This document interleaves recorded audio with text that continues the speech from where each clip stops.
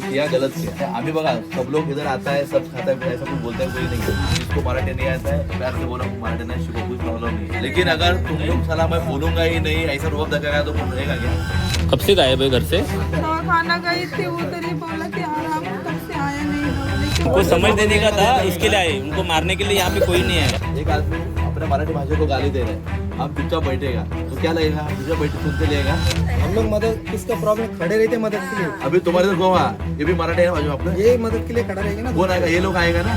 नमस्कार दर्शकों, मैं हूं अदिति सिंह, मेरे साथ आप सभी देख रहे हैं नेशन नाउ 9। वसई विरार की आबो हवा अब बिगड़ने लगी है। भाषावाद के नाम पर मारपीट कर चमकने की निंजा टेक्निक अपनाकर कुछ लोग नेता बनना चाहते हैं। चमको गिरे वाला सस्ता सा स्टंट कर खुद को चमकाने पर ये लोग आमादा है। उन्हें मैं ये बतला देना चाहती हूँ कि ये बर्दाश्त नहीं किया जाएगा। खैर उससे भी पहले मैं ये साफ कर दूं कि मैं उत्तर भारतीय हूँ, मुझे इस पर गर्व है, लेकिन उससे कहीं ज्यादा नाज मुझे महाराष्ट्र की जमीन पर है, चूंकि इस अकेले स्टेट ने न जाने कितने स्टेट के लोगों को इतने वर्षों से संभाल कर और सहेज कर रखा है। महाराष्ट्र का नमक जो हम खा रहे हैं उसका कर्ज हम आजीवन नहीं उतार सकते, इसलिए मेरी वफादारी इस मिट्टी से है और होनी भी चाहिए। कहते हैं हिंदू सहिष्णु होता है, तो सबसे पहले हम सभी को ये मान लेना चाहिए कि मराठी एक सच्चा हिंदू है, क्योंकि उनकी सहिष्णुता हम लंबे समय से देखते आ रहे हैं। लेकिन बात जब मराठी अस्मिता पर आ जाए तो भाषा की शान में जुंझारू सैनिक की तरह लड़ते भी मराठियों को देखा है, जिसे देखने के बाद हमारे रोंगटे खड़े हो गए। अपने ही राज्य में आंदोलन की अनुमति तक नहीं दी गई, पुलिस द्वारा उन्हें धरा पकड़े जाने लगा, अपने ही राज्य में उनसे दूजा भाव किया गया, लेकिन उसके बावजूद मराठी के प्रति उनकी निष्ठा नजर आई, ना कि हिंदी भाषियों के प्रति नफरत, जिसका जीता जागता उदाहरण ये वीडियो है।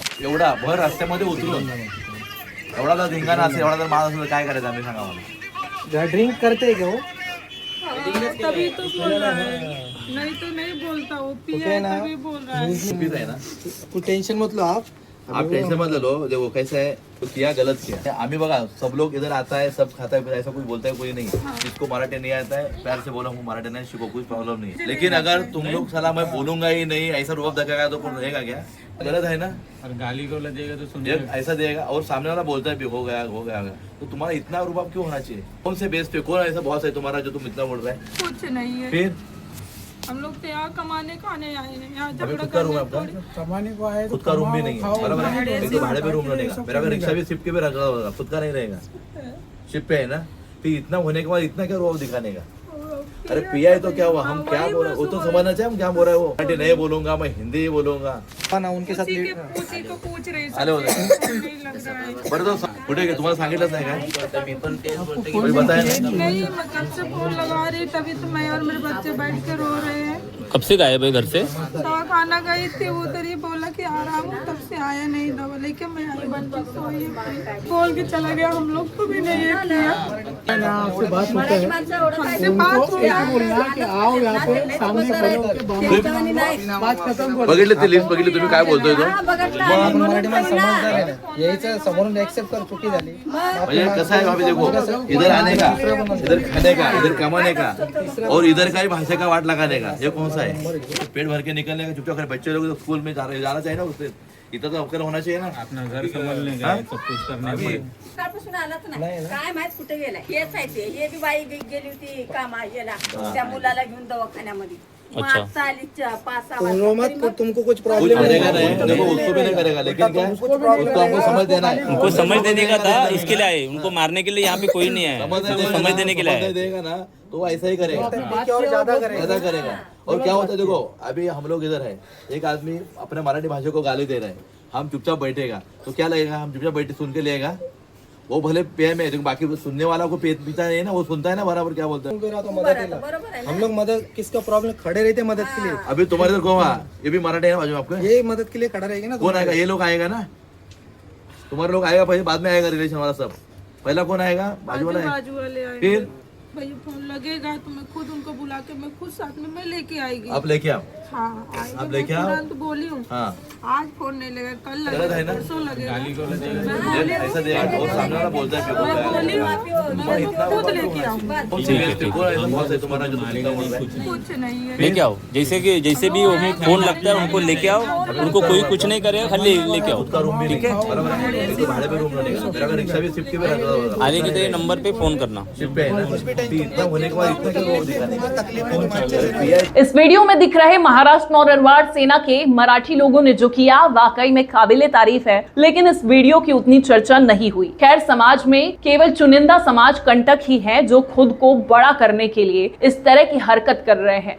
लेकिन आज हम उन्हें ये जरूर चेता देना चाह रहे हैं जो इस मुद्दे को चमकने के लिए इस्तेमाल कर रहे हैं, फिर चाहे वो उत्तर भारतीय हो या महाराष्ट्रियन, कोई भी किसी को मारने का अधिकार नहीं रखता, फिर चाहे वो कोई भी हो। आजकल तो स्कूलों में शिक्षक स्टूडेंट्स को नहीं पीट सकते। अरे कानून नाम की भी कोई चीज होती है क्या? उसे अचार डालने के लिए छोड़ रखा है? जब जहां जिसे जैसे मन आया पीट दिया, नाक रगड़वा दिया, ये कहां की सभ्यता है? क्या उस शख्स को सबक सिखाने का और तरीका नहीं अपनाया जा सकता था? इस घटना के चलते भगवान न करे अगर उस शख्स ने किसी तरीके का कोई गलत कदम उठाया तो क्या उसके परिवार के पालन पोषण की जिम्मेदारी ये तथाकथित नेता लोग उठाएंगे? ये एक बड़ा सवाल है। एक और चीज जो यहाँ गौर करने वाली है, यहाँ सबसे बड़ा फेलियर पुलिस डिपार्टमेंट और जिम्मेदार विधायकों का है। खुद को तथाकथित उत्तर भारतीयों का नेता बताने वाले लोग अब न जाने कहां दफन हो गए हैं।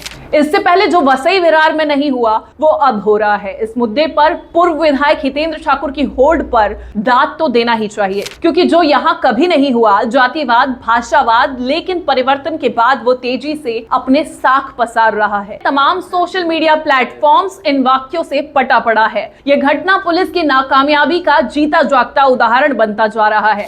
रिक्शा वाले को, रेडी वाले को मारा जाता है, आखिर निरहुआ को क्यों नहीं? असल मायने में बदसलूकी तो उन्होंने भी की, अपमान तो उन्होंने भी किया, जिसके चलते भाजपा पूरी तरह से एक्सपोज हो चुकी है। क्यों नहीं देवेंद्र फडणवीस ने इस पर सख्त हिदायत दी? अगर निशिकांत दुबे और निरहुआ जैसे लोग महाराष्ट्र या मराठियों पर अपमानजनक टिप्पणी करते हैं तो क्यों नहीं मुख्यमंत्री ने इस पर बयान दिया कि हम काफी हैं मराठी की अस्मिता के लिए और उत्तर भारतीयों की रक्षा के लिए, आपको कबाब में हड्डी बनने की जरूरत नहीं है। एक बात और जो हम उत्तर भारतीयों को भी समझ लेनी चाहिए कि हिंदी किसी की भाषा नहीं है। उत्तर भारत के अलग अलग क्षेत्रों में अलग अलग भाषाएं बोली जाती हैं, भोजपुरी, अवधी, मिथिला और तमाम तरह की भाषा। हिंदी केवल लोगों को जोड़ने की भाषा है। हिंदी एक माध्यम है जो सरलता से हर कोई समझ सकता है और बोल सकता है। उसके बावजूद अगर हमें हिंदी से अथाह प्रेम है तो मराठियों को अपनी मातृभाषा से क्यों नहीं होगा? इस बात को जितना जल्दी समझ लें उतना बेहतर होगा, क्योंकि अगर कुछ लोग भाषावाद को मुद्दा बनाकर इस पर अपनी राजनीतिक रोटी सेकना चाहते हैं तो उन्हें मौका ही ना मिले। अभी के लिए इतना ही, फिर होगी मुलाकात। तब तक के लिए बने रहे साथ, देखते रहे नेशन नाउ 9।